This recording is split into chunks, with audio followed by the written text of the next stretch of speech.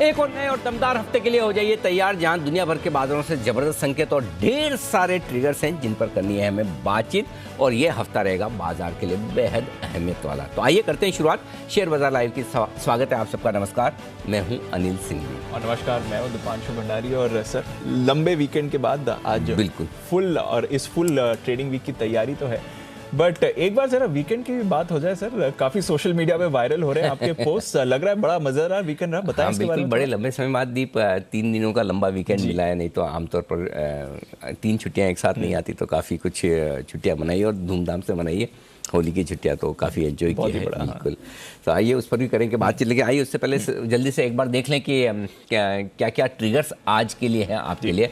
अमेरिकी बाजारों में तगड़ा एक्शन देखने को मिला है और ये एक्शन पूरा तेजी की तरफ होता हुआ दिखा है। 2 दिनों में गुरुवार और शुक्रवार को कुल मिलाकर 700 पॉइंट ऊपर डाउ उछलता हुआ नजर आया है। एक वजह जो सबसे बड़ी ये भी हो सकती है कि रूस के साथ बातचीत करने को तैयार हो चुके हैं यूक्रेन के राष्ट्रपति जेलेंस्की।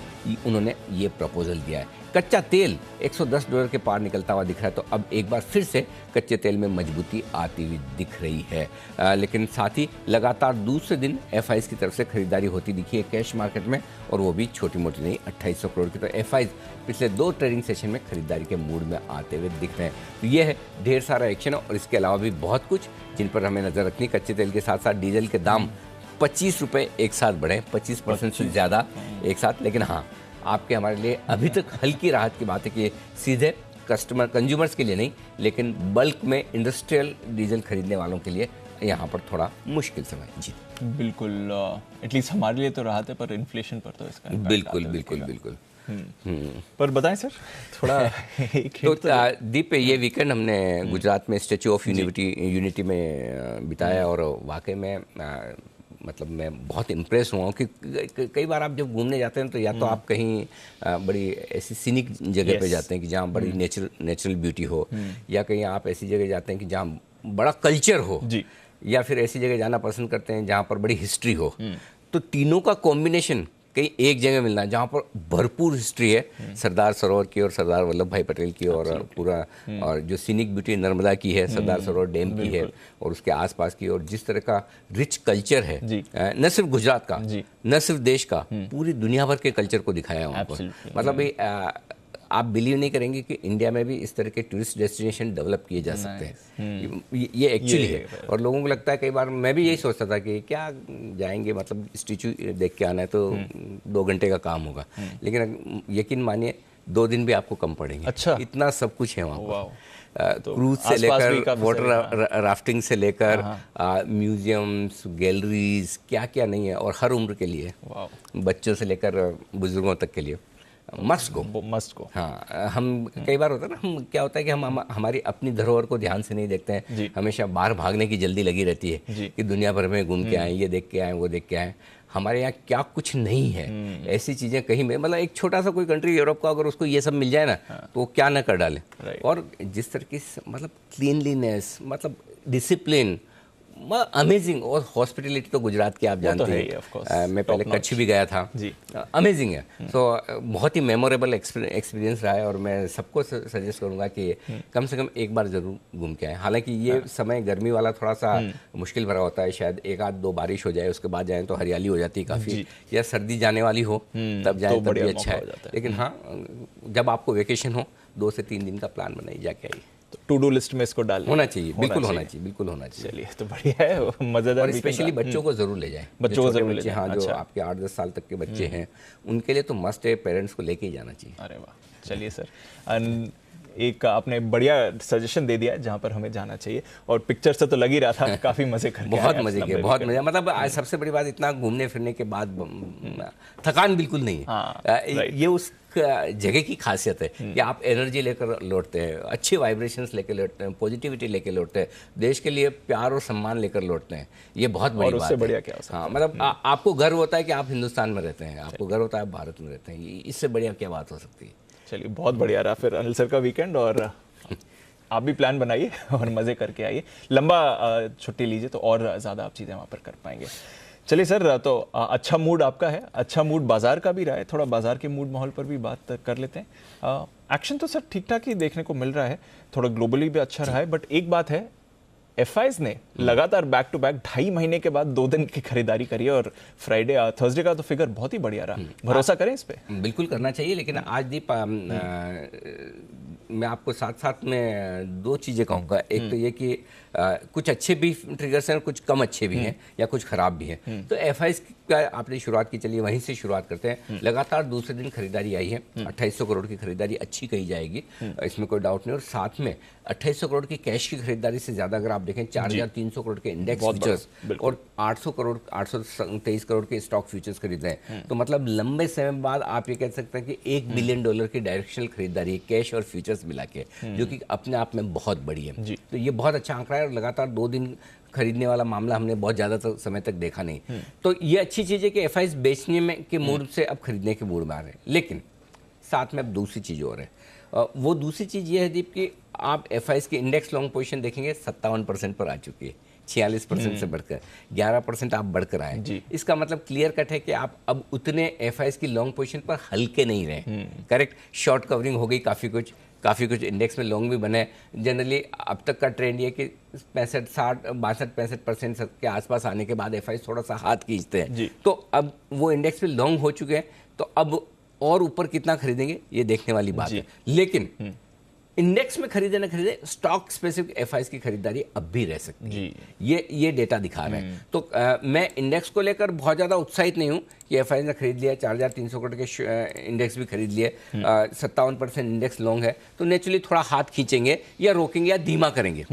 रोकने वाले, चलो अभी भी हम कोई ओवरबॉट तो नहीं है, ओवरबॉट से तो दूर है, लेकिन फिर भी जैसे 60-62% के ऊपर निकलना शुरू करते हैं, फिर आपके लिए मूड माहौल बहुत अच्छा चाहिए और खरीदारी करने के लिए, जिससे कि आप 70-75% एफआईज के लॉन्ग पर जाते हुए दिखे। तो वो माहौल अभी तक नहीं जिसमें एफआईज अपनी लॉन्ग पोजीशन को 70 के पार ले जाए, बिल्कुल, है ना। सो ऊपर के लेवल पे थोड़ा देखना पड़ेगा, क्योंकि खरीदा है अच्छी बात है, लेकिन खरीदने के साथ साथ इंडेक्स में उनके लिए गुंजाइश धीमे धीमे कम होती जाएगी जैसे जैसे हम ऊपर जाएंगे। ये एक चीज़ है। दूसरी चीज़ जो है, यहीं पे आपको बताऊँ, वायदा कारोबार में पुट कॉल रेशियो 1.33 पर आया। ये ओवरबोट नहीं है, लेकिन अब वो कंफर्टेबल जोन में भी नहीं है कि जहां पर आपको ये लगना चाहिए कि नहीं नहीं पुट कॉल रेशियो के दम पर आप अभी भी अंडर ओन्ड हैं, पोजीशन लॉन्ग साइड पर बहुत कम है। अब आप बराबर है, बैलेंस्ड है, या इनफैक्ट लॉन्ग साइड पर थोड़े से ज़्यादा है। तो वो एक चीज़ है। इसमें इंटरेस्टिंग चीज़ एक और है दीप, जो पुट कॉल रेशियो निफ्टी का है 1.33 पर है, बैंक निफ्टी का 0.89 पर है। बैंक निफ्टी में अभी भी put call ratio higher side पर नहीं है। इनफैक्ट गुरुवार के सेशन में कमी हुआ है 5 basis point. So bank Nifty का पुट कॉल रेशियो कंफर्टेबल है, लेकिन निफ्टी का पुट कॉल रेशियो थोड़ा हायर साइड पर है।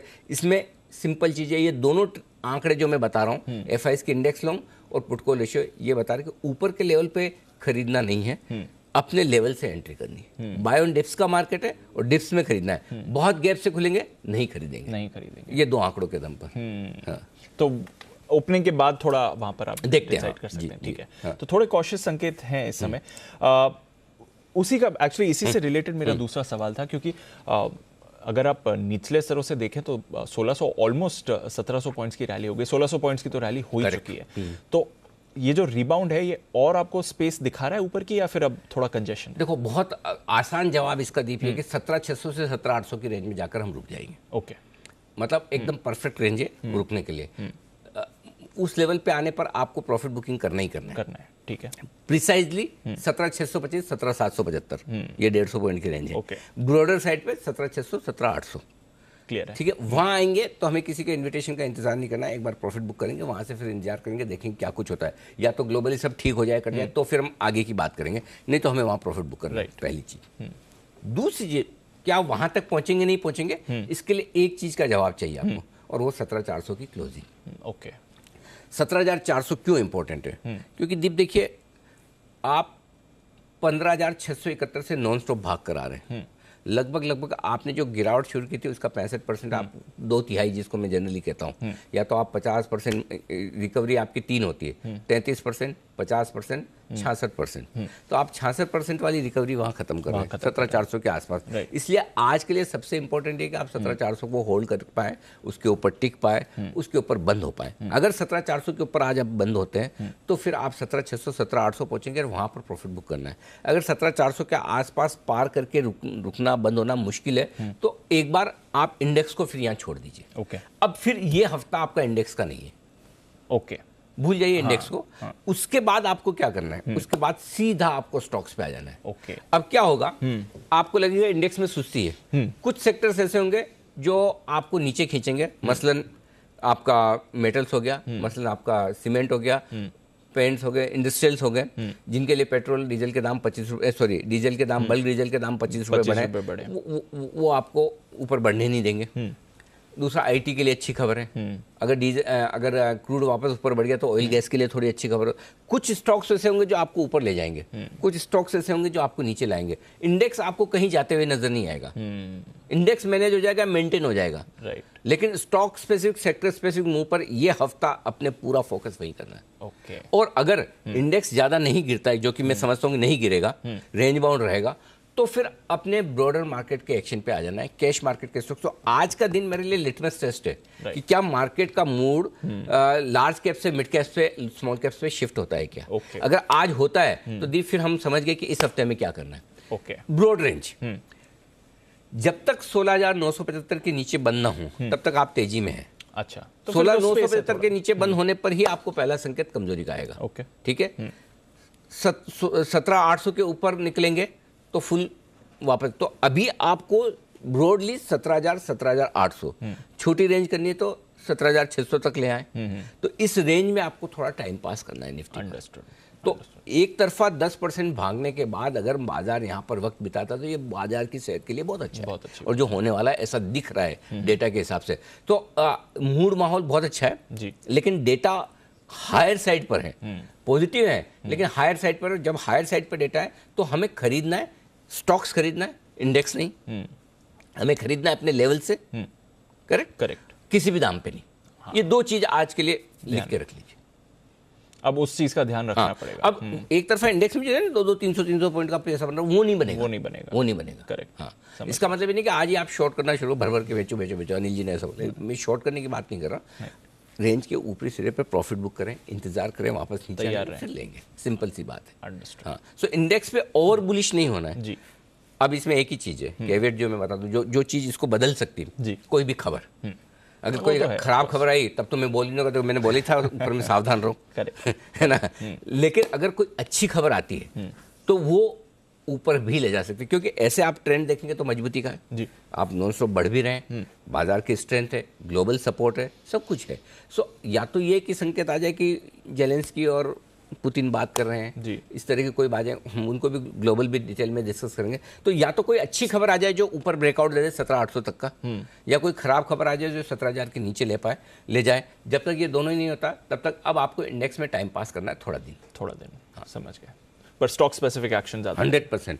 आज का दिन मेरे लिए यही है, मेरे को यही देखना है कि क्या हम इंडेक्स से स्टॉक्स पे मूव होते हैं या नहीं। अगर नहीं होते तो इसका मतलब ये कि अभी भी इंडेक्स की मजबूती 17,800 तक की बाकी है, और अगर हो जाते हैं तो इंडेक्स रेंज बाउंड हो जाएगा, स्टॉक्स में आ जाएंगे। क्लियर है? अंडरस्टूड। तो ये अच्छी स्ट्रैटेजी है। ग्लोबल की आपने बात करी, वैसे तो कुछ ज्यादा बदला नहीं है, बट थर्सडे फ्राइडे दोनों दिन अमेरिकी बाजार डेज हाई पर बंद हुए हैं सर। गजब भाग रहे हैं भाई, बहुत बढ़िया भाग। मतलब। और पहली बार दीप सीरियसली बताऊं, फ्राइडे को ऐसा फील हुआ कि छुट्टी नहीं होती तो अच्छा था। बिल्कुल, एक्शन तो बहुत है। आज हम चूंकि इतना गैप से नहीं खुल पा रहे जितना खुलना चाहिए, उसकी दो वजह, एक डाउ फ्यूचर थोड़ा ठंडे हो रहे हैं, और भी हमारे वजह एशिया के बाजार, वो सब डिस्कस करेंगे। लेकिन पहले एक बार ग्लोबल सिनेरियो बात करें।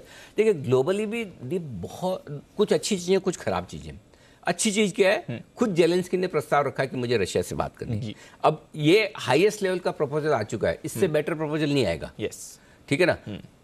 हमारे प्रधानमंत्री फोन करके दोनों को बोलेंगे आपस में बात करके सुलझाओ, इजराइल भी बोलेगा, जर्मनी भी बोलेगा, फ्रांस भी बोलेगा, अमेरिका भी बोलेगा, लेकिन अल्टीमेटली जिनको बात करनी है वो बोल रहे हैं क्या? तो पुतिन से बात करने के लिए जेलेंस्की खुद तैयार है, ये बहुत बढ़िया बात है जी। अब उसके साथ में उन्होंने एक स्टेटमेंट और लगा दिया कि भाई अगर बातचीत विफल रही तो विश्व युद्ध होगा। यस, देखो अब उसको आप नेगेटिव भी ले सकते हैं, लेकिन मैं नहीं लेता। क्यों नहीं लेता बताऊँ। अगला आदमी अपनी इज्जत दाव पे लगाकर झुक कर कह रहा कि भाई मैं बात करने को तैयार, तो कुछ तो ऐसा बोलेगा ना कि जिससे उसकी इज्जत बनी रहे। कि मैं बात करने को तैयार हूँ, इसका मतलब ये मत समझो मैं कमजोर हूँ। अगर आप बात करके बातचीत में आगे नहीं बढ़ेंगे तो लड़ूंगा। तो यही उन्होंने बोला है, इतना तो बनता है उनका बोलना। जब आदमी झुककर बात करने को तैयार है तो इतना तो बनता है। ठीक है, ये एक चीज है। ये खाली एकमात्र पॉजिटिव है ग्लोबल में, बाकी कुछ पॉजिटिव नहीं दी। अच्छा, क्या? पहला, अमेरिका चीन को धमका रहा है कि आप मत घुसना। चीन ने कब बोला घुसने वालों? चीन तो अमेरिका को पता है, सबको पता है कि चीन पीछे है। हाँ। तो अब वो धमका रहे। तो ये सिचुएशन अच्छी नहीं। यस। दूसरी, चीन तो छोड़ो, उनके यहाँ कोरोना को लेकर जो हो रहा है वो हो रहा है। हांगकांग और बाकी यूरोप के देशों में अब कोरोना तेजी से बढ़ रहा है। ये वापस से कहाँ से आ रहा है, ये अभी डर नहीं है, लेकिन सावधानी है। ठीक है। तीसरी चीज, कच्चा तेल क्यों 110 फिर से हो गया? बिल्कुल ठीक है। कोई और वो वैसे भी वजह तब जबकि हाँ कोई कतार से गैस लेना चाहता है, कोई सऊदी से बोल रहा है कि आप तेल की प्रोडक्शन बढ़ाओ। बिल्कुल। ये ठीक नहीं है। इस वीकेंड पे मैं जनरल न्यूज़ चैनल पे भी सुन रहा था। हाँ। जो कि अलग चीज़ है। बट हाँ, ये हमेशा खतरा है इस साल के लिए कि ताइवान पर चाइना की नज़र। बिल्कुल। ठीक है। चौथी चीज़ ये कि पोलैंड जिस तरह से अपनी पोजीशनिंग, कभी रशिया की तीसरी आंख पोलैंड को लेकर खुल गई और 2 बम पोलैंड पे गिरा दिए, तो तब तो फिर नेटो को और अमेरिका को आना ही पड़ेगा कि आपने यूक्रेन के बाद पोलैंड पे भी आंख डाल दी। तो ये सारी चीज़ें बहुत कंफर्टेबल नहीं हो रही है। मतलब डर नहीं है, लेकिन सावधानी तो है ना। सो ग्लोबली एक चीज़ जो जेलेंस्की ने बातचीत करने की बात की, और दूसरी चीज अमेरिकी बाजारों की 2 दिनों की तेजी, इसके अलावा कुछ अच्छा नहीं है। अब हम इन सबको हट के मार्केट को देखें तो आपको सब अच्छा लगेगा दुनिया में, लेकिन मार्केट को हटा के सब देखें तो कुछ अच्छा नहीं लग रहा। हाँ, करेक्ट, ये इंटरेस्टिंग बात है। हाँ, सो मार्केट अपने हिसाब से अलग गए, खबरें अपने हिसाब से। अच्छा, दूसरी चीज, हमले बहुत तेज किए हैं।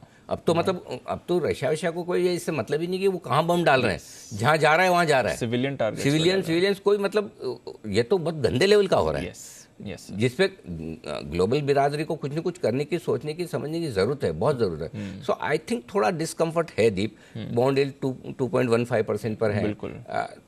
कच्चा तेल तो थोड़ा डिस्कम्फर्ट तो मुझे है। तो मैं ग्लोबल मार्केट्स को लेकर बहुत, खाली 2 दिन की 700 पॉइंट की तेजी देखूं तो बहुत अच्छा लगता है। वाह, हम भी शुक्रवार को खुले थे तो 100-150 तो बढ़ ही जाते, हो जाता था। लेकिन अब ठीक है, इसलिए हम आज और ऑप्टिमिस्टिक और बुलिश नहीं है। कॉशन थोड़ा जरूर, सावधानी, ऊपर में सावधान रहना बस। ऊपर में बाकी संकेत ग्लोबल बोल ही दिया आपको, संकेत मैंने पॉजिटिव साइड पे लिखे मार्केट के लिहाज से, बाकी चीजें मैंने आपको समझा दी।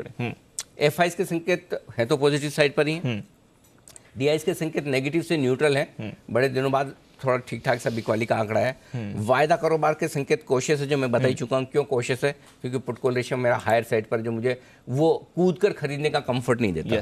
ठीक है, करेक्ट सर। सेंटिमेंट पॉजिटिव जरूर हुआ है। जिस तरह की तेजी आपने देखी और जिस तरह की क्लोजिंग आपने देखी है, सीधा 17,000 के बहुत ऊपर की, वो मजबूत क्लोजिंग है। तो ये सारे संकेत आपके लिए है। और ट्रेंड नेगेटिव से न्यूट्रल हो चुका है, ये क्लियर कट है। ठीक है सर। बड़े जोन्स जो हैं वो क्या रहेंगे? 17,175, 17,275 आज के लिए पहला सपोर्ट जोन है। इसके नीचे जाने की संभावना कम, गए तो 16,925, 16,975 स्ट्रॉन्ग बाय जोन निकल कर आएगा। 17,375, 17,450 इस रेंज में करेंगे टाइम पास। वहां पर खुलने के बाद देखेंगे, ताकत आजमाइश करेंगे। पार निकले तो 17,500, 17,565 है, 75 नहीं है, 65 है। एग्जैक्टली हाँ, निकाला है। तो 17,500, 17,565 ये मुनाफा वसूली की रेंज है। बहुत लोग बोल रहे थे कि सर रात को आप इतना 11-12 बजे ट्वीट डाल रहे हैं, सुबह पहुंचेंगे कि नहीं पहुंचेंगे ऑफिस?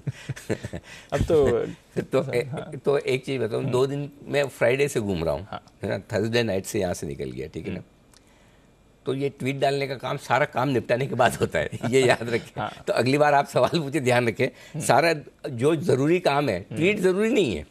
ट्वीट इसलिए कि आपको, मेरी खुशी में आप भी शामिल हो, है ना। और होते हैं हमारे दर्शक, मैं बता रहा हूँ आपको, कई सारे मैसेज ऐसा लगता है लोगों को वही घूम के आए, मैं नहीं घूम के आया, ये उनका प्यार है ना। सो वो सारे काम इसीलिए रात को इतना लेट आता है कि सारा होमवर्क, सारे पढ़ाई लिखाई कर लेने के बाद टाइम बचता है तो डालता हूँ।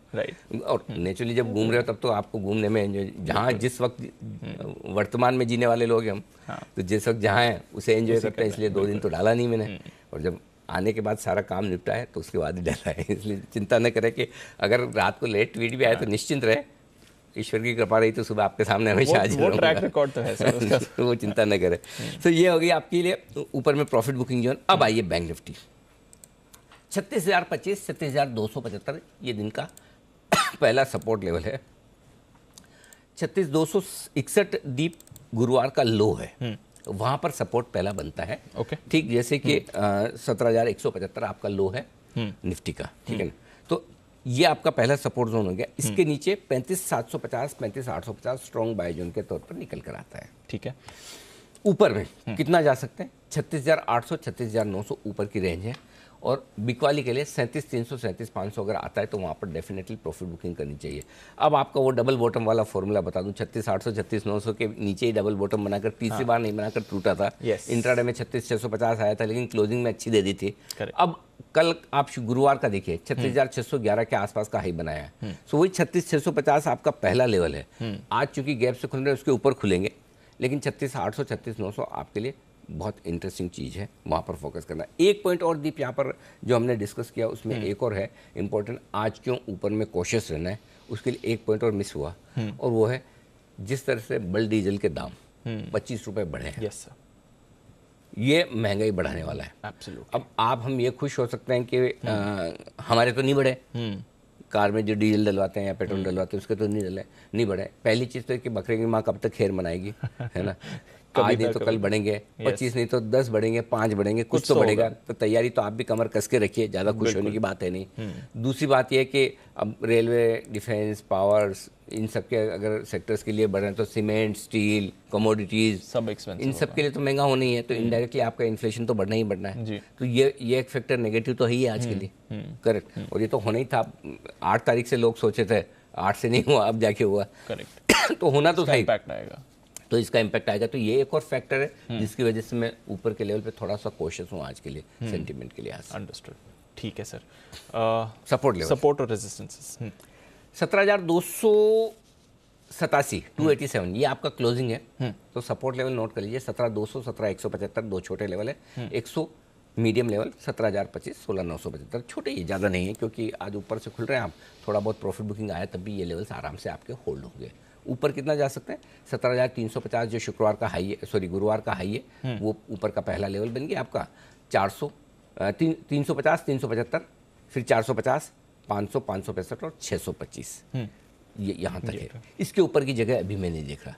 मतलब 17,500 से 17,625 की रेंज में कहीं ना कहीं एक बार रुक सकते हैं अगर सो अब बेसिकली ये कहना चाहिए कि 17,400 से 17,800 का जो रेंज है ऊपर डीप, वो बड़ा वाला कंजेशन जोन है। अब उसमें 17,400 पे रुक जाते हैं, 17,800 तक जाके रुकते हैं, वो देखने वाली बात है। या 17,500 पे रुकेंगे या 600 पे रुकेंगे, इतनी प्रिसाइज आपके लिए निकालना मुश्किल है जब बहुत सारे मूविंग फैक्टर्स हो। ग्लोबल है, ग्लोबल में भी बहुत सारे हैं, रशिया अलग है, कमोडिटीज अलग है, कच्चा तेल अलग है, फिर चाइना अलग है, मतलब 50 चीज़ें। लोकल है तो लोकल में भी इधर डीजल के दाम अलग हो गए, हमारी पोजीशंस के हिसाब से डेटा अलग हो गए, एफआईज का बेचना लेना, तो एक साथ सारे जनरली इतने ट्रिगर्स कहाँ होते हैं। कभी एक दो काम करते हैं, बाकी सब आराम करते हैं, ठीक है ना। सो आज तो मतलब हफ्ते की शुरुआत करेंगे 3, मतलब ऐसा लग रहा है 3 दिनों की छुट्टी के बाद सारे ट्रिगर्स भी चार्ज अप हो गया है। सभी कुछ ये हमें भी अपना दिखाना है, हमें भी अपना दिखाना। सो ये ध्यान में रखनी जरूरी है। तो ये सारे ऊपर के लेवल्स। अब आइए बैंक निफ्टी, 36,428 आपका गुरुवार का क्लोजिंग था, उसके नीचे के सपोर्ट लीजिए। 36,375 पहला छोटा वाला है, 275, 36,025, यहाँ तो 36 के ऊपर के हो गए। ज़्यादा संभावना है कि इसके नीचे नहीं जाएंगे। लेकिन जो मजबूत बढ़िया वाला सपोर्ट है वो है 35,850 35,750 और उसके नीचे 35,475 से 35,325। ये सारे लेवल्स बैंक निफ्टी के लिए सपोर्ट के ऊपर। 36,428 से गिनेगा, 36,650 पहला है, 800 900 ये 37,000 के नीचे वाले 3 बड़े इंपॉर्टेंट लेवल है। इसको पार करके टिके तो 37,050 37,150 और 37,225 ये यहाँ तक पहुँचेंगे। ठीक है। फाइनली जहाँ बड़ी बिकवाली आनी चाहिए 37,300 37,400 37,500 आती, तो ये 200 पॉइंट की रेंज है 37,300 से 37,500, इसको पार करना मुश्किल होगा अभी के ट्रिगर्स के हिसाब से। वहाँ पर तो जैसा हम जो 17,600 17,800 बोल रहे हैं ना जी, कि जहाँ पर निफ्टी में बिकवाली आनी वो लेवल बैंक निफ्टी के लिए 37,300 37,500 का है। जहाँ पर निफ्टी में हम ये कह रहे हैं ना कि जहाँ 17,450 17,500 रुकावट का लेवल, वो लेवल 36,800 36,900 बैंक निफ्टी का। तो कॉरेस्पॉन्डिंग लेवल्स जो दोनों बता दिए मैंने आपको कि 36,800 36,900 आज के लिए वो इंपॉर्टेंट लेवल है, और इधर 17,450 17,500 है। बड़े लेवल में 17,600 17,800 है, 37,300 37,500। अंडरस्टूड, मिला के सब आ गया। ठीक है सर, चलिए सारे लेवल्स आपके सामने हैं। वैसे तो आपने एक बार इंडिकेशन दे ही दिया एफआईएस की पोजीशन को पीसीआर को लेकर, बट वहाँ पर भी नजर रहेगी पोजीशंस पर इसका क्या इम्पैक्ट होगा मौजूदा। सारी चीज़ें अपने बता ही चुके हैं। इंडेक्स लेवल पे अब आपका स्टॉप लॉस है इंट्राडे और क्लोजिंग बेसिस पे 17,150 का। गुरुवार का लो 17,175 है, उसके ठीक नीचे। अगर आपको डीप रखना है क्लोजिंग बेसिस पे तो 16,975 का निकलता है, उतना दूर में देना नहीं चाहता, 17,150 काफ़ी है। बैंक निफ्टी 36,200, 36,261 का आपने लो बनाया, 50-60 पॉइंट की और कुशन लेकर मैं 36,200 का रख रहा हूँ इंट्राडे और क्लोजिंग बेसिस पे। दूर अगर आपको रखना है तो 35,750 का निकलता है, इतना दूर का क्लोजिंग मुझे देना नहीं है। ओके, इसलिए क्योंकि मैं अब लॉन्ग पोजीशन के प्रॉफिट को इंटैक्ट करना चाहता हूँ, बचा के रखना चाहता हूँ, इसलिए मैं आपको स्टॉप लॉस छोटे दे रहा हूँ। ठीक है, हो जाए ट्रिगर तो हो जाने दो, होने दो, ठीक है। डिसिप्लिन ठीक है सर। 17,525 हायर साइड पर अगर आपकी शॉर्ट पोजीशन है तो ये स्टॉप लॉस होना चाहिए, थोड़ा दूर का यही रखिए। जिनको छोटा रखना है तो वो 17,350 का गुरुवार का हाई रखेंगे, वो ट्रिगर हो जाएगा, इसलिए 17,525 दूर का निकलता है वो रखिए। और बैंक निफ्टी पर 37,050 का 36,800 36,900 हमने दे दिया कंजेशन और उसके 150 पॉइंट ऊपर 37,050 का आपका स्टॉप लॉस बैंक निफ्टी पर होगा शॉर्ट साइड पर। ठीक है सर। अब आइए खरीदारी करनी। 17,150 स्टॉप लॉस से खरीदारी करें। टारगेट 17,350 375 छोटे हैं, 450 490 मीडियम है, 565 625 फाइनल है। ठीक है, बेचना है। अब कहाँ बेचना ये देखना पड़ेगा। 17,500 से 17,625 की रेंज में मैं कंफर्टेबल हूँ बेचने के लिए, वहां पर आता तो बेचने के लिए मैं बहुत कंफर्टेबल हूँ। 700 का स्टॉप लॉस होगा, 17,450 17,375 और 350 ये छोटे टारगेट है। ठीक है, 300 मीडियम टारगेट है, 225 और 175 फाइनल टारगेट, जिसके लिए ऊपर में आपको करनी है निफ्टी में बिकवाली। ओके, अगर एग्रेसिव ट्रेडर्स के तौर पर 17,450 के आसपास बेचना है तो खुलने के बाद हम देखेंगे, उसमें 9:08 पर। ओके, बैंक निफ्टी जो लोग खरीदना चाहते हैं 36,200 के स्टॉप लॉस से खरीदारी करें। टारगेट 36,650 36,800 और 36,900 तीन छोटे हो गए। ठीक है, 37,050 150 और 37,225 मीडियम हो गए। 37,300 400 500 फाइनल टारगेट है। यहाँ पर बिकवाली प्रॉफिट बुकिंग भी करनी है और शॉर्ट भी। ठीक है सर, क्लियर है। हाँ, एग्रेसिव ट्रेडर्स के लिए बैंक निफ्टी में एक और बनाया है दीप जी, वो 36,800 36,900 में भी बेच सकते हैं अगर बेचना चाहें तो। स्टिक स्टॉप लॉस 37,150 का होगा। मूड माहौल देख लें कि कच्चा तेल कितना चल रहा है, डाउ फ्यूचर्स कैसे है, उसके बाद यहाँ पर बेचें अगर बेचना है तो। ये थोड़ा रिस्की है, थोड़ा रिस्की है। 36,800 36,900 और मैंने इसलिए लिया कि 2 बार इस लेवल को लेकर मार्केट घुमा है, वहीं से जोर से दिया। सो इसलिए अगर रुकना है तो ये रुकने के लिए जगह ठीक है, लेकिन आप स्टॉप लॉस के साथ ही बेचें और स्ट्रिक्ट होना चाहिए। 37,150 नीचे के टारगेट 36,650 525 और 425 तीन छोटे टारगेट हैं। 375 275 और 200 मीडियम टारगेट और 36,025 का फाइनल टारगेट। ठीक है, ये तो अग्रेसिव ट्रेडर्स की बात होगी सर। नॉर्मल अगर सेलिंग करनी है तो क्या लेवल? 37,300 37,500 की रेंज का इंतजार करें ऊपर का। अच्छा, वहां पर बेचना ज़्यादा ठीक है। स्टॉप लॉस थोड़ा दूर का दे रहा हूँ, 37,000 नहीं 37,550 के, ये ज़्यादा दूर का नहीं है। 37,150 37,050 दो छोटे टारगेट, 36,925 36,825 मीडियम टारगेट है, 36,650 525 425 और 36,275 ये सारे टारगेट हैं जिनके लिए बैंक निफ्टी में ऊपर में बिकवाली भी आपको करनी चाहिए। Understood sir.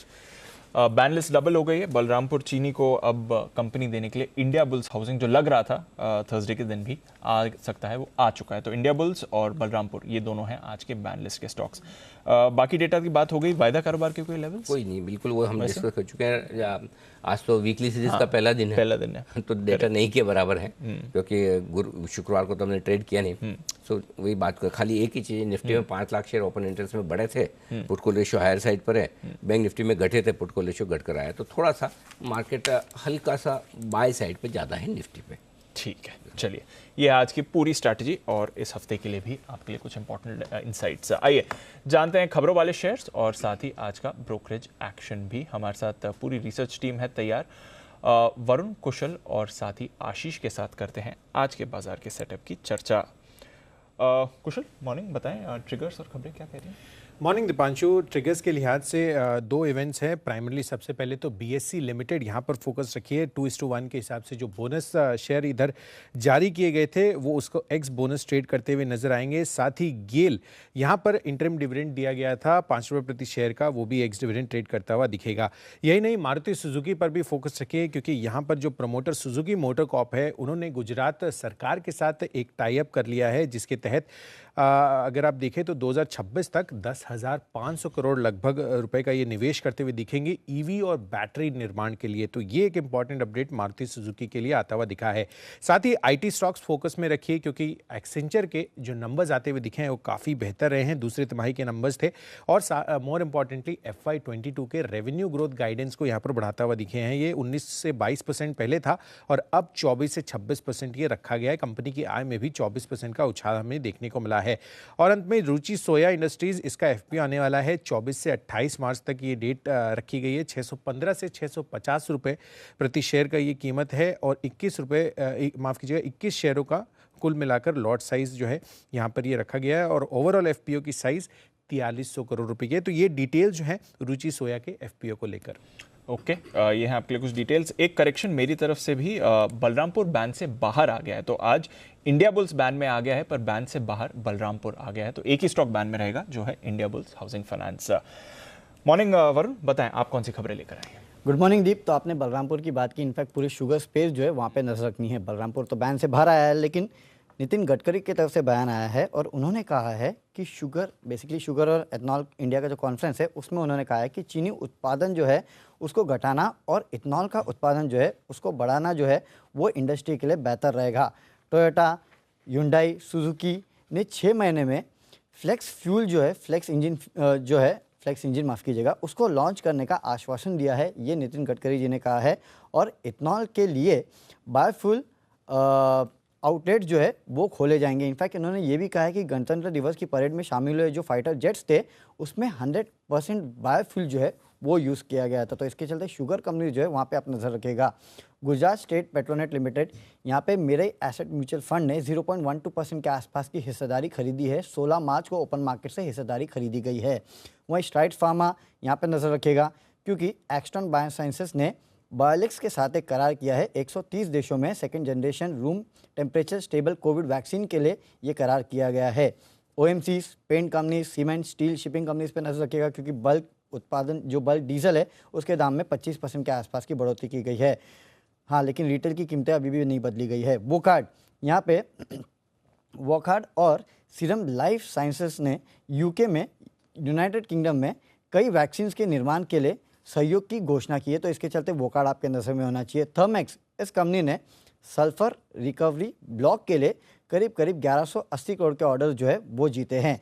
NBCC, लद्दाख में 500 करोड़ के आसपास के इस कंपनी ने ऑर्डर जीते हैं। तो उसके चलते यहाँ पे इस कंपनी पे नजर रखेगा। और मालदीव्स में बनने के लिए करीब 768 यूनिट के आसपास है, उसके लिए 320 करोड़ के ऑर्डर भी इस कंपनी ने जीते हैं। और आखिरी में SJVN, गुजरात में 100 मेगावाट के सोलर पावर प्रोजेक्ट के लिए इस कंपनी ने बोली जीती है।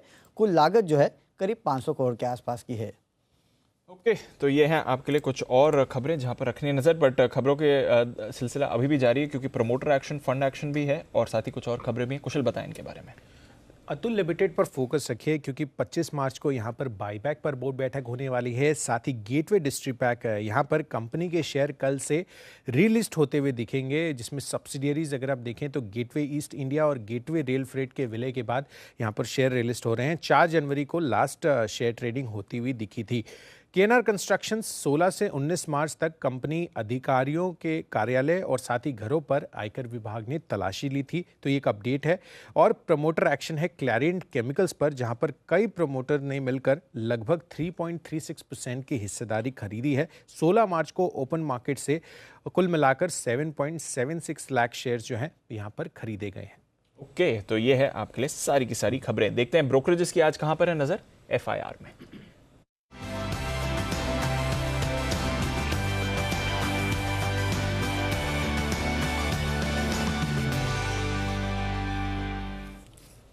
मॉर्निंग आशीष, बताएं आज की रिपोर्ट। Good morning Deepanshu. सबसे पहले देखिए, वेदांता यहाँ पर काफ़ी शानदार रिपोर्ट आई है। CLSA की तरफ से इनकी मैनेजमेंट के साथ बैठक हुई थी।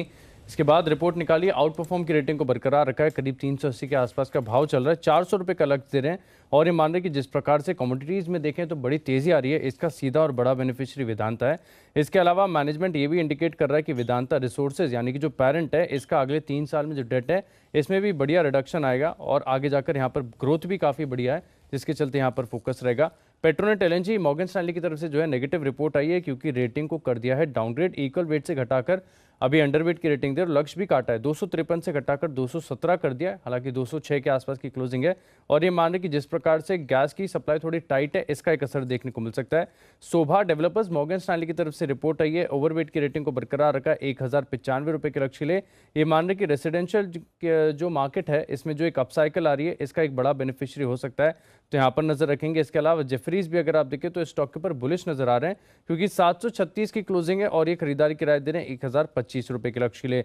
पिरामल एंटरप्राइज जेफरीज की तरफ से रिपोर्ट आई है, खरीदारी किराए को बरकरार रखा, ऊंचा लक्ष्य दिया, 2286 की क्लोजिंग है, 3100 रुपये का लक्ष्य दे रहे हैं। और सिटी देखें तो इनसे थोड़ा ज्यादा बुलिश नजर आ रहे हैं, क्योंकि इन्होंने भी खरीदारी किराए को बरकरार रखा है, 3180 रुपये के लक्ष्य ले। ये मान रहे हैं कि चौथी तिमाही के जो नतीजे हैं वो बढ़िया आएंगे, और साथ में जो डीमर्जर की खबरें हैं इसका भी एक पॉजिटिव इंपैक्ट देखने को मिल सकता है। फॉरवर्ड अगर वैल्यूएशन के लिहाज से भी देखा जाएगा तो प्राइस टू बुक के लिहाज से स्टॉक के वैल्यूएशन भी आकर्षक है, जिसके चलते पूरा कन्विक्शन बना हुआ है जेफरीज और सिटी का।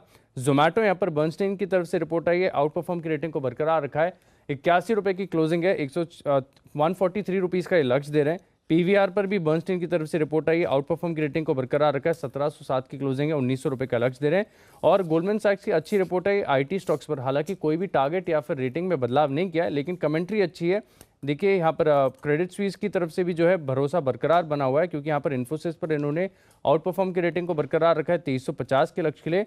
विप्रो पर देखें तो न्यूट्रल की राय दे रहे हैं, 600 की क्लोजिंग है, 700 रुपये का लक्ष्य दे रहे हैं। HCL टेक पर आउट परफॉर्म की रेटिंग है, 1650 का लक्ष्य दिया है। और TCS पर भी देखें तो आउट परफॉर्म की रेटिंग को बरकरार रखा है, 4600 रुपये के लक्ष्य के लिए। ओके, तो ये है आपके लिए सारी की सारी रिपोर्ट्स, जहां पर देखिएगा आज भरपूर एक्शन। विशेष ध्यान रखिएगा आईटी शेयरों पर, जहां पर एक्सचेंजर के रिजल्ट्स और गाइडेंस, और साथ ही आईटी शेयरों पर दमदार रिपोर्ट FIs की तरफ से।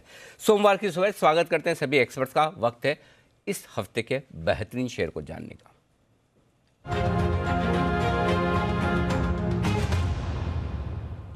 बंसल जी सुप्रभात, करिए शुरुआत।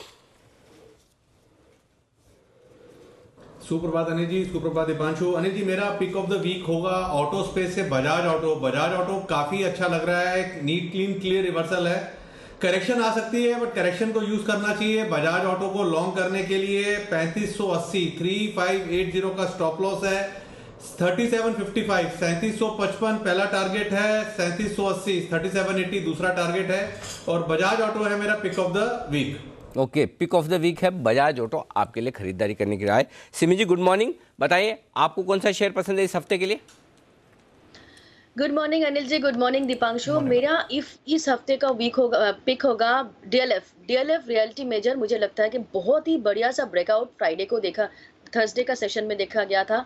डेली चार्ट में देखेंगे तो एक inverted head and shoulder formation था, उसका ब्रेकआउट आया था थर्सडे को, और जब ब्रेकआउट आ रहा था तब थोड़ा सा एक फ्लैग पैटर्न का भी ब्रेकआउट आया था। तो दोनों फॉर्मेशन है, दोनों पैटर्न का ब्रेकआउट आया है, वॉल्यूम का साथ भी है। तो मुझे लगता है कि ये स्टॉक इस वीक में परफॉर्म करेगा। इनिशियल टारगेट होगा 368 से 372, और उसके बाद 380 से 85 तक का भी रैली देखने को मिल सकता है। स्टॉप लॉस लगाएंगे 350 के नीचे और DLF को खरीदेंगे। यहाँ पे डिस्क्लोजर है, ये स्टॉक मेरा पोर्टफोलियो में है। ओके, ये है आपके लिए DLF में खरीदारी करने की राय। कुणाल जी भी जुड़ चुके हैं हमारे साथ। कुणाल जी सुप्रभात। अच्छा कुणाल जी जुड़े उससे पहले एक मिनट, सिमी जी गुरुवार को तो आपने मेरे साथ शो नहीं किया था ना एक भी?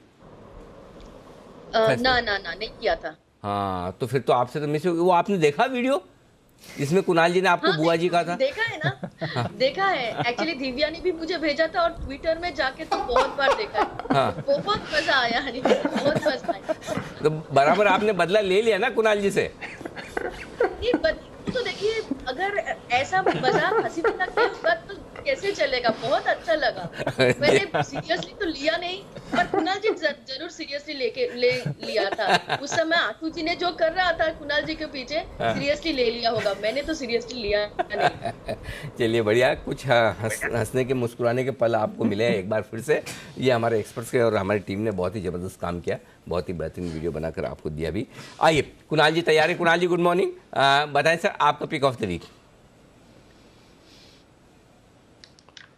अनिल जी गुड मॉर्निंग आपको, गुड मॉर्निंग दीपांशु को। अनिल जी देखिए, टीम ने तो जबरदस्त काम किया। अनिल जी काम आपने भी कुछ खराब नहीं किया। आपने अनिल जी जो अभी हाल में अपनी होली की तस्वीरें चस्पा की है अनिल जी ट्विटर पर, उसके बाद अनिल जी काफी ऐसे घर हैं जहां पर शीत युद्ध की घोषणा हो गई है और अनिल जी पूरे वीकेंड जो है स्थिति तनावपूर्ण लेकिन नियंत्रण में रही अनिल जी। बिल्कुल, अभी आज मैंने बता दिया है कि सब लोगों को घूमने जाना चाहिए और इससे पहले कि अतुल्य तेज साहब जो कि छोटे कुणाल जी बहुत बड़े हो जाएं, एक बार आप उनको घुमा ही ले आइए स्टैच्यू ऑफ यूनिटी, वाकई में उनके लायक जगह है बिल्कुल। और आप तो खैर आपको तो मजा आएगा ही आएगा, तो बिल्कुल जाना चाहिए और फैमिली के साथ जाना चाहिए। जी कुणाल जी, थैंक यू। नहीं अनिल जी, मजाक की बात और है अनिल जी, लेकिन वाकई में तस्वीरें बहुत अच्छी तस्वीरें थी अनिल जी। ऐसा लग रहा था किसी फिल्म का क्या सेट हो, तो पीछे का बैकड्रॉप और जिस तरह की तस्वीरें आपने ली अनिल जी, जबरदस्त है, मजा आ गया। तो जैसा हूँ ऐसा का वैसे ही हूँ, रोज वैसे ही हूँ। अगर पीछे के बेडरूम में कुछ अच्छा है तो इसका मतलब जगह ही अच्छी है तो आप भी जाएंगे तो आपकी भी अच्छी आएगी, चिंता न करें, जाके आए एक बार, बस निकलने की देरी है। जो भी जाएगा उसकी अच्छी पिक्चर्स आने वाली। जी कुणाल जी, बताएं sir pick of the week. Anil ji, खरीदारी की राय है, खरीदना है टाटा सीपी यानी कि टाटा कंज्यूमर। टाटा कंज्यूमर के चार्ट पर एक बड़ा ब्रेकआउट आता हुआ हमने देखा बृहस्पतिवार को और मुझे लगता है अनिल जी कि इसमें तेजी बनी रहेगी। यहां पर 762 रुपए पर 762 पर स्टॉप लॉस रख लें। पहला टारगेट 800 रुपए का, इवेंचुअल टारगेट 825 रुपए का। खरीदारी की राय है टाटा कंज्यूमर में। टाटा कंज्यूमर में खरीदारी करें। और कुछ खबरें भी आ रही हैं, शायद एफएमसीजीज अपने दाम बढ़ाने की तैयारी में है, तो उसके चलते भी आप नज़र रखिए। एफएमसीजी काउंटर्स आपको एक्शन में आते हुए दिखेंगे।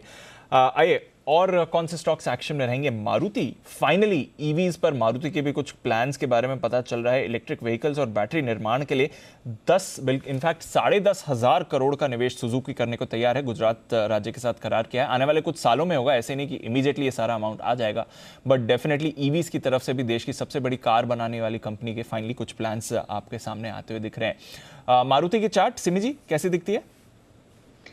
दीपांशु, चार्ट तो काफी शानदार है, बहुत ही शानदार रिकवरी भी देखने को मिला है, एकदम वी शेप रिकवरी हो रहा है। पर मुझे लगता है कि स्टॉक यहाँ पे थोड़ा सा कंसोलिडेशन ले लेगा तो बेहतर होगा।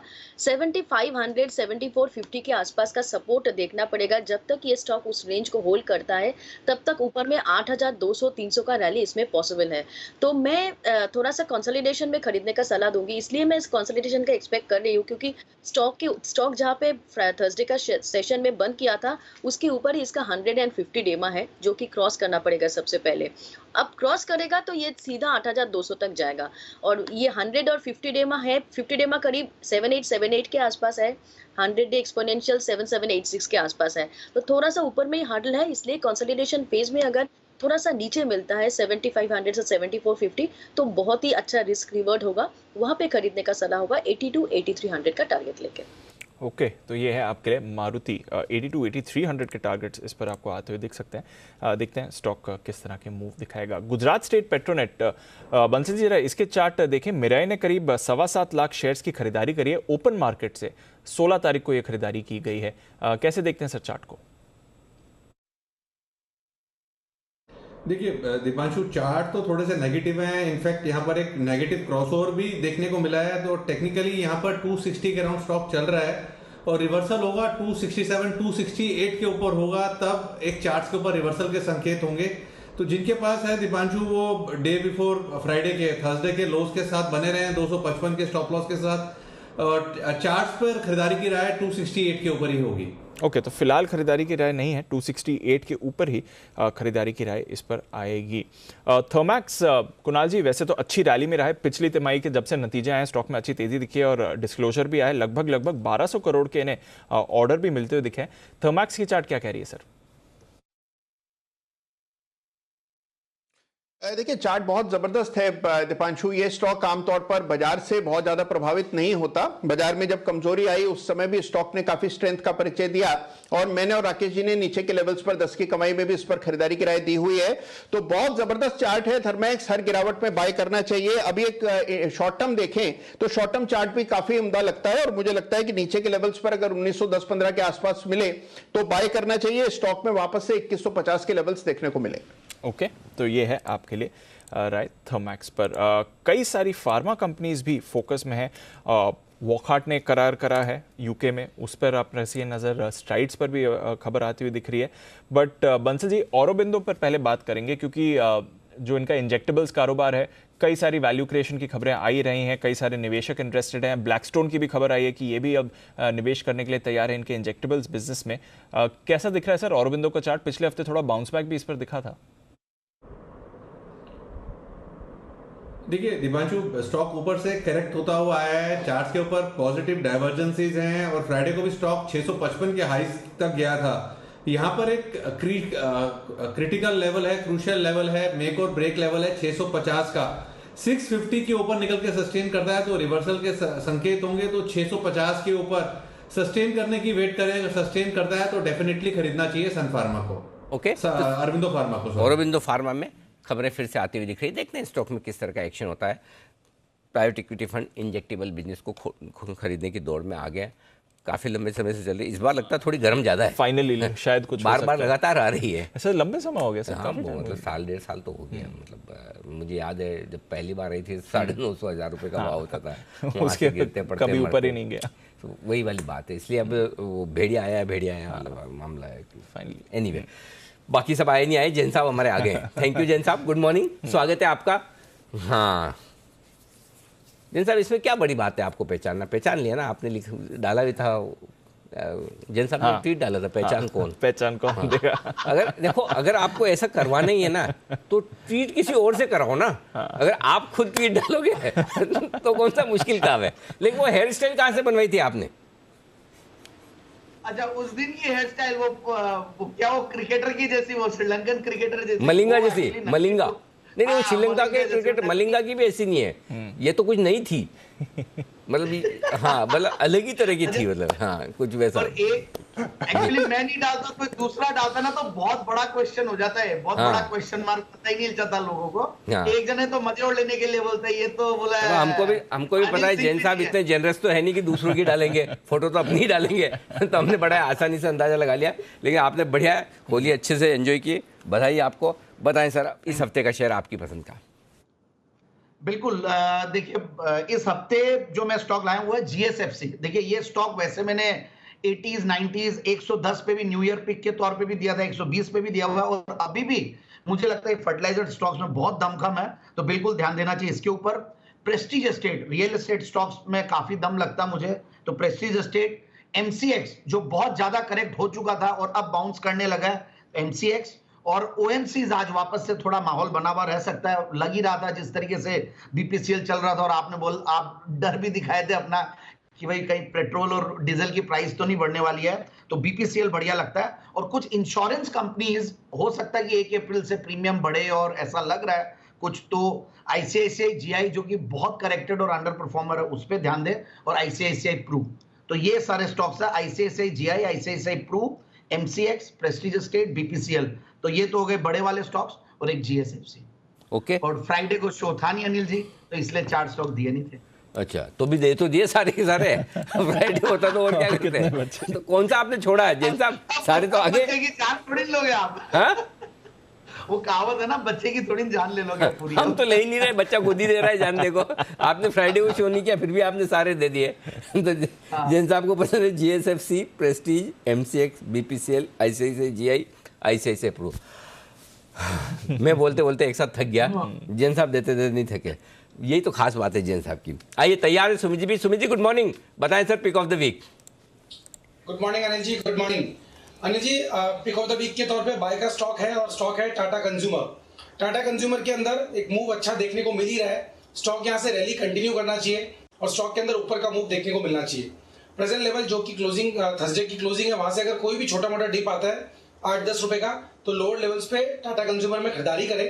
ऊपर के अंदर जो टाटा कंज्यूमर में टारगेट देखने को मिल सकते हैं वो है 800 रुपए का पहला टारगेट, 825 का दूसरा टारगेट। नीचे के अंदर जो स्टॉक का सपोर्ट बनेगा 745-750 के आसपास बनेगा, तो 745 के नीचे का स्टॉप लॉस लगा के 800 से 850 तक के टारगेट के लिए खरीदारी करें टाटा कंज्यूमर। लेकिन ये पिक तो कुणाल जी की है, आपकी नहीं है। कुणाल जी ने दिया आज पिक ऑफ द वीक।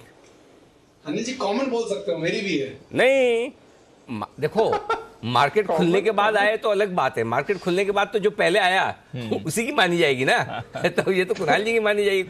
इसीलिए मैं बोलता हूँ जल्दी आने का फायदा और लेट आने का नुकसान ये देख लीजिए। तो पिक कुणाल जी की मानी जाएगी। अगर कुणाल जी का दिल बड़ा रहा तो 10-20% क्रेडिट आपको दे देंगे टारगेट होने के बाद, और नहीं दिया तो कुणाल जी की मर्जी, हम कुणाल जी को इस बात की छूट देते हैं। अगर नहीं चली तो आपको पूरा credit.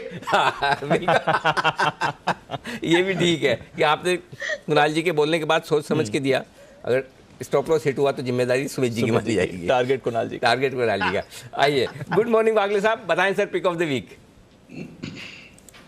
Anil ji good morning, Deepanshu good morning. मेरा पिक ऑफ द वीक है जो स्टॉक नॉर्मली फ्राइडे को लिया जाता है या फ्राइडे को चलता है, स्टॉक है यूनाइटेड स्पिरिट्स। 920 का बंद है, एक ब्रेकआउट पिछले फ्राइडे को देखने को मिला। स्टॉक ऑफ द वीक में अगले फ्राइडे तक अच्छी मूव आनी चाहिए। 903 का मेरा स्टॉप लॉस होगा, 970 तक के अपसाइड में देख रहा हूँ, ये हफ्ते में आना चाहिए। ओके, 970 तक के टारगेट के लिए इस हफ्ते के लिए करें खरीदारी, 903 का लगाएं stop loss. McDowell United Spirits में है खरीदारी करने की राय।